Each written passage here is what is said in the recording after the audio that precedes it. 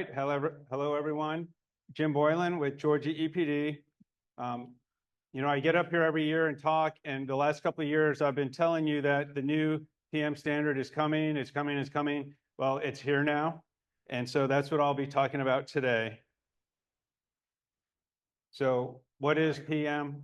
Particulate matter is very small particles that are suspended in the air. They can be solid or liquid.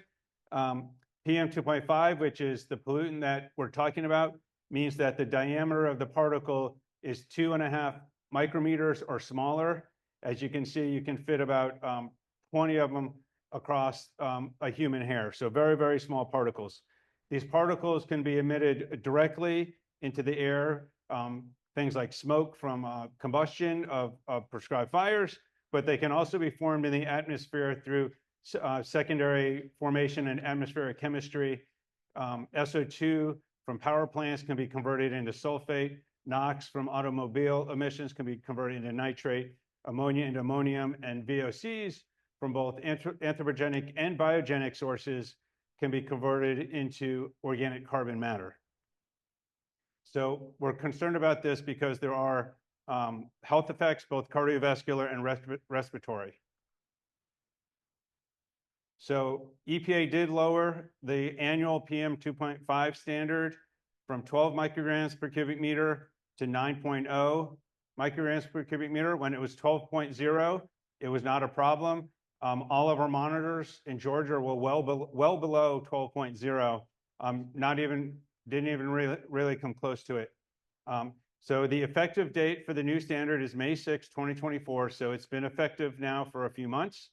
One of the very first things that the state agency, Georgia EPD, needs to do is to submit designation recommendations. And actually, EPD puts these together, but they are actually submitted from the governor to EPA.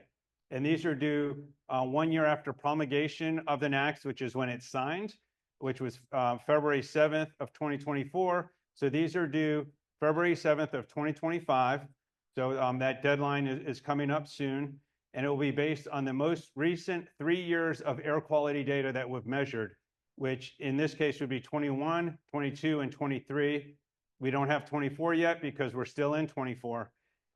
So we're working on our designation recommendations. Then what happens is after we turn in our initial recommendations on February 7th of 2025, EPA has 1 additional year to do final designations, and their final designations will be done by February 6th of 2026, and their final designations will be based on the 3 most recent years of air quality data, so that by the time they do their final designations, 2021 will have dropped off, and the most recent 3 years will be 2022, 23, and 24. And like I said, we're only halfway through 2024, so we don't even know what 2024 is going to look like until after the end of this year. So the purpose of the designations is to identify areas that are violating the National Ambient Air Quality Standard and nearby areas with emissions that contribute to a NAAQS violation. So there's 5 factors that EPA looks at. The first is air quality data. I already talked about that. 2021 to 2023 is what our initial recommendations will be based on. That is highlighted in red because that is the most important of the 5 factors. The second most important are emissions and emissions-related data. Emissions are the actual emissions. Emission-related data can be things like vehicle miles traveled, population, and some other surrogates that are used to help identify counties that are contributing to non-attainment. And then meteorology, geography, and jurisdictional boundaries. So we don't want areas to be designated non-attainment. So for non-attainment, if an area is designated non-attainment, what happens is that EPD must put together an attainment state implementation plan, or a SIP, and submit that to EPA. And that attainment SIP contains a bunch of stuff that's listed here, but probably the most important thing that's in that attainment SIP is a control strategy, which is basically what type of controls are we going to implement to bring the area from non-attainment back into attainment. These plans are due 18 months after the effective date of designations. There's also some other requirements besides the control strategies. There's some permitting, new source review, permitting requirements that automatically kick in. So for existing sources, there's reasonably available control technologies and measures, RAC and RACM, lowest achievable emission rates for new sources and emission offsets, which means if a new industry comes into a non-attainment area, another industry has to actually reduce emissions by usually even more, like 1.2, like 20% more than the new emissions coming in. So the point is, it makes it very hard for industry to come into these non-attainment areas, and it's very bad for economic development. In addition, there's transportation and general conformity. The conformity ensures that federally funded projects do not interfere with the state's plan to attain and maintain the NAAQS. General conformity generally applies to HUD projects with low-income housing or small airports, and then transportation conformity actually involves all transportation projects that are funded by the federal government. And even if an area is designated from non-attainment back to attainment, transportation and general conformity stick around for an additional 20 years after that. So the point is, we don't want any areas designated non-attainment. I know you guys don't want any areas designated non-attainment. Like I said, the big thing in the plan are control strategies, and where this might come into play is, here's an example of a control strategy that was used when we were violating the 1-hour ozone standard, the 1979 1-hour ozone standard, and the 1997 8-hour ozone standard. We actually had to come up with one of our control strategies. There were many control strategies, but one of them is where the summer burn ban came from in Georgia from May 1st to September 30th. The green counties here have additional burn restrictions compared to the gray counties, which have additional restrictions versus the white counties. And what you can see is that the green counties are not allowed to do prescribed burning from May 1st to September 30th.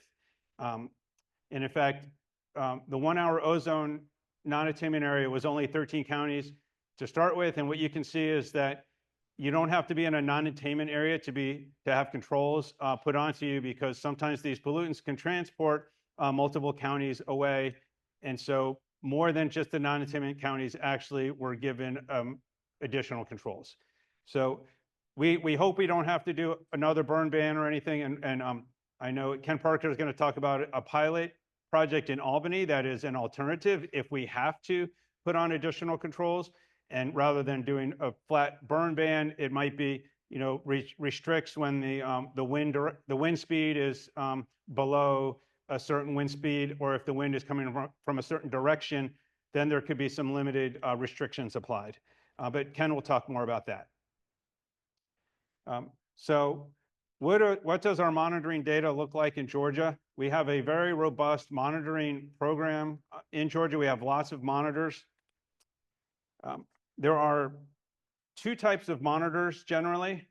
There's what are referred to as FRM monitors, or Federal Reference Method monitors. These are the gold standard when it comes to measuring.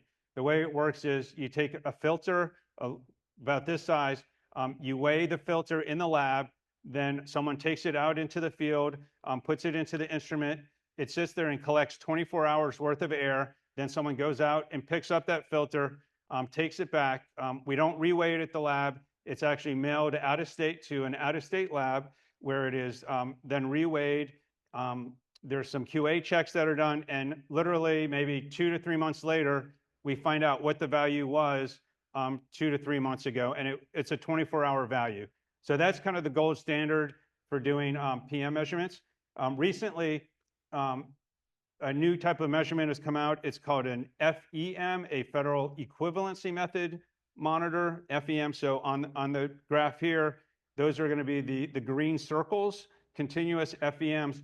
And the advantage of the FEMs is that the measurements are instantaneous and they're hourly. So instead of just getting one 24-hour value, we're getting hour by hour by hour data for PM2.5.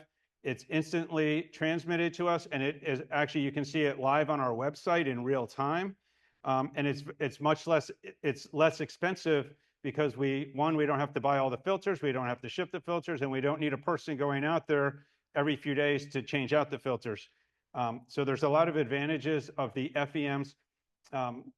However, there is one large disadvantage, and that is, unfortunately, the FEM that is supposed to be equivalent to the FRM, which is the gold standard, is measuring high, and it's typically about 10 to 20% higher than the FRM, and that can cause problems when you're hovering right on the bubble for meeting the standard or not meeting the standard. What you can see from the map is that we have a lot of co-located FRMs and FEMs. In some cases, we only have FRMs or FEMs, but we have a lot of co-located FRMs. The bias I talked about, EPA did come up with a fix. The manufacturer submitted a bias correction factor, and EPA has adopted that. So the biases, which used to be 20 to 25%, have dropped in Georgia to maybe 10%. And while 10% is better than 20 to 25%, 10% is still a microgram. And that's the difference between attainment and non-attainment. And I'll talk about that at the very end. So this is what our design values look. This is with the EPA adjusted numbers. So the FEM adjusted with EPA. These are the official design values. A design value is a 3-year average at each of these sites, and then it takes the highest monitor in the MSA area, the Metropolitan Statistical Area. So what we can see is that we have 6 areas that are above 9. Albany is right at 9.0, which 9.0 is meeting the standard. But if 2024 is high, Albany could go over the standard. The other 6 areas are Columbus at 10.0, Macon at 9.4, Sandersville at 10.0, Augusta at 9.8, Atlanta at 9.7, and Chattanooga, Rossville area at 10.0. So our plan is, when you look at this, you might say, well, we're going to have 6 non-attainment areas. So we plan to recommend attainment for all 6 of these areas. And the only way, or the way we can do this, is that EPA has given us a tool, and it's called the exceptional events rule. So the exceptional event rule basically says that exceptional events are unusual or natural occurring events that can affect air quality but are not reasonably controllable. When EPA concurs with an exceptional event, the data can be excluded from the design values used for the comparison to the NAAQS. PM2.5 exceedances caused by prescribed fires are eligible for exclusion under the exceptional event rule. So we plan to put together exceptional events for each of those 6 areas and get enough exceptional events to bring us from above the standard down to the standard. So you may ask, how many exceptional events is that? Well, it's a lot. It's a lot of exceptional events. Based on our numbers, we think we need 220 exceptional events to bring all of our monitors from above 9 down to 9.0. The Atlanta area is a little different in that the monitor there is a roadside monitor. It's the monitor literally right off of Georgia Tech's campus at I-85-75. It's the highest traffic in the Atlanta area, and the monitor is 7 meters away from the interstate.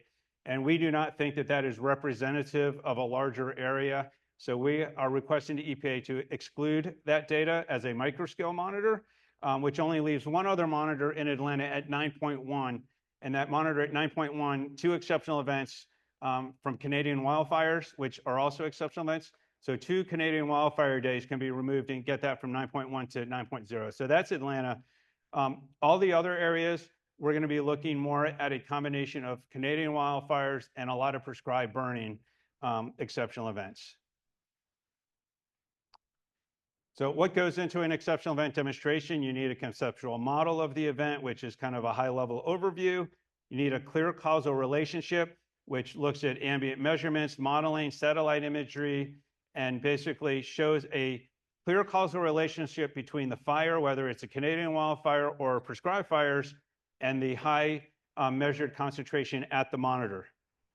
Human activity unlikely to recur. We're going to use the natural fire return interval map, and I'll talk about that. Not reasonably controllable or preventable. We can meet this element by having a certified smoke management program, which Georgia does have that, and Ken will probably talk about that in his presentation. And then we have to go through a 30-day public comment period. So this is the fire return interval map from GUIT, published in 2012. What you can see is that in the very southern part of Georgia, the fire return interval is 1 to 2 years. Going into mid-Georgia, it's 2 to 4 years. And then as you go a little bit up, it's 4 to 6 years. And then you get some higher values in northeast Georgia. But most of the areas we're looking at are going to be in the 1 to 4 year range. We are currently calculating our actual fire return interval for comparison to this map.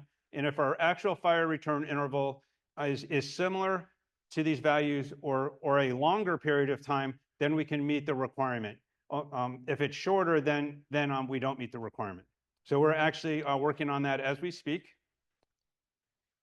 This is an example for Sandersville. As you saw on the map, we needed 65 exceptional events to bring the area from a 10.0 down to a 9.0. Prescribed fires, we have identified 56 days in a 3-year period from 2001 to 2021, 22, and 23. 56 days of prescribed fire and 9 days that are related to the Canadian wildfires. Those are indicated by the green circles on the map. We've focused most of our days in 2022 and 2023 because, as I mentioned before, 2021 is going to eventually drop off when EPA does the final designations. So we're only doing 3 high days in 2021 and really focusing more on 2022 and 2023. EPA has a tiering tool as well that basically tiers how much evidence needs to be provided for each of these exceptional events. Tier 1 is the highest tier, which means it's the least amount of evidence that needs to be provided, less than Tier 2 or Tier 3. And all of these exceptional events actually fit into the Tier 1 category. So to do our clear causal relationship demonstration, we start with Georgia Forestry Commission permits that they've issued to us. Information that's included in the permits includes the dates of the fire, the type of burn. Exceptional events are only applicable for silviculture burns, the number of acres, and then the location, specifically the latitude and the longitude. This shows that within a 100-kilometer radius of the Sandersville monitor on February 14th, there were 100 permits that were issued within that area. I've ranked the top 20 and the bottom 20, and what you see is that most of the larger burns are silviculture burns. And so that fits in well with the exceptional event demonstration. But then what we do is we take all these fires and put them on a map. And so this is part of our clear causal demonstration where this is for February 14th. So we take all those 100 fires. Those are just the 100 fires within the 50-kilometer circle, but we also include the fires outside the circle, put them all on the map. We have the constant PM2.5 concentration showing up there. The monitor, the Sandersville monitor, is right in the middle. And then what we also do is we do, so the GFC fires are the green circles and the purple circles, which separate between silviculture burns and non-silviculture burns. We also have satellite detected HMS fires, which are the red squares. And then we put the HMS smoke plumes, which are the gray smoke plumes. That's another satellite image calculation. And then we put high split back trajectories, which are those colored lines coming back from the monitor, which actually follow the parcels of air backwards in time to see where they passed over. And we can look and see if they passed near any of the fires, any of the silviculture burns that were permitted by Georgia Forestry Commission. So in this example, well, the other thing we have at the bottom are the time series. What we can do is look at the day before, because a lot of the fires on the high values on the day of actually come from fires from the day before where the smoke is transported overnight. In this case, we can see that the PM2.5 on the day before is very low, and the concentrations are very low in the morning, which means the day before really didn't contribute. But what we do see is that big spike right in the middle of the day. And that can be linked directly to a nearby fire that was permitted by Georgia Forestry Commission. And that's the fire that is basically north and west of the Sandersville monitor. You can see the purple line coming through there. And that's that big spike in the middle of the day. But then what we also see is that a fire from much further away, much closer to Macon, is actually creating a smoke plume that is transported, and then into the evening hours, that's actually starting to hit the monitor. And so it's two different fires, or two different groups of fires that were actually contributing to the peak in the middle of the day, and then the high value right near in the evening hours. And so that's how we're able to do our causal determinations and linkages. This is the next day. This is February 15th. If you look at the time series on the bottom right corner, you can see the high values in the morning time, but after 9 o'clock in the morning, the values are very low. So what this tells me is that fires on February 15th did not cause this high 24-hour value. And in fact, it was fires from February 14th, as we just talked about, that was transported overnight and caused high values on the evening of February 14th, but also caused high values on the morning of February 15th. And so fires on February 14th actually caused exceedances on 2 days instead of just 1 day. So this is the demonstration showing that it was the fires on the day before that caused the high value on February 15th. And both February 14th and 15th are two of the days that are being submitted as exceptional events for prescribed fires. So that's what we're doing. I did mention this high bias that the Teledyne T640s, the FEM, have. We brought this to EPA's attention a year, 2 years ago, and they really haven't addressed it. So before the Teledyne correction, the bias was 20 to 25%. After the correction, this is after the EPA correction. So this is the data that everybody's using for designations. Anything that's red still means the bias is more than 10% high with the FEM. And you can see a bunch of red dots. You can see 6 of them in Georgia. You can see a bunch in California, Oklahoma, Ohio, New Jersey, Pennsylvania. And even the yellow dots, anything that's yellow means it's 5% bias high. So this is a problem that has not been fixed yet by EPA, and we are bringing it back to the Teledyne manufacturer and trying to get them to come up with a bias correction factor that actually works. So I just wanted to bring that to your attention. Note that one of the monitors that are red is right near Chattanooga in the northwest corner of Georgia. That's the Rossville monitor. And I'm going to show that in a little. So this is the Rossville monitor. If you recall, for the Chattanooga area, I said we had to do 74 exceptional events for the Chattanooga area, which is a lot of exceptional events.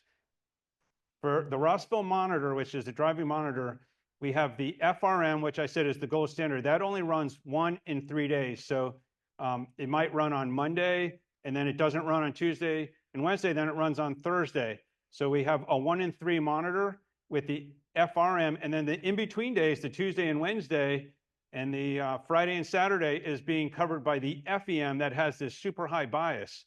And so what we've decided to do is, based on this tool that EPA came up with, which is a monitor comparability tool, we're able to show that none of the dots fit within the polygon. The biases, it shows, are using 2 different bias metrics, are 12 and 13%. And so we are going back and invalidating all of the FEM data at this monitor. And when we go, and we're submitting that to EPA for approval, we're in the process of doing that. And when we remove all the FEM data and just look at the FRM data, our design value goes from 10.0 down to 9.3, which is most closer to 9. And instead of 74 exceptional events, we only need 7 exceptional events. And if 2024 is actually a pretty good year at Rossville, we may only need to do 2 exceptional events. So this is a way that we're looking at this. We're looking at every avenue we can to get the most accurate data to be used for these designations. So we have also spent a lot of money on changing our network because we know that this is a problem. We recently purchased 16 new FRMs since 2021 at a total cost of $380,000. We've deployed several new FRMs at locations that only had FEMs, and most FRMs now are running daily instead of 1 in 3 days. This is an additional cost of $270,000 per year for filters, analysis, shipping, and we had to hire 2 new full-time employees to help with this. And this is a ton of extra money that we're spending, and EPA has given us 0 extra money to help with this. So this is all out of our air branch budgets that is already stretched thin. So this is what we're trying to do to get the most accurate data used for designations. So next steps. We're working with our neighboring states on multi-state designation recommendations. For Augusta, we're working with South Carolina. For Columbus, we're working with Alabama. And for the Chattanooga area, we're working with Tennessee and Alabama. We also need to better understand how fires at military bases will be treated under the exceptional event rule. And then Georgia EPD has been working with EPA Region 4 and the Georgia Forestry Commission to develop a streamlined exceptional event template for prescribed fires in the Southeast. Like Johnny said at the beginning, these demonstrations typically have been hundreds of pages for a single event, and only 1 prescribed fire event has ever been submitted and approved to EPA, ever. So now we're doing 220 of them, and so we've basically come up with a way to streamline these. We're doing multiple events together in a single. We're doing 65 events for Sandersville in a single document, and we're basically streamlining the approach, and we hope to have that streamlined template ready in the next 2 to 3 weeks. And that's all I have. Thank you.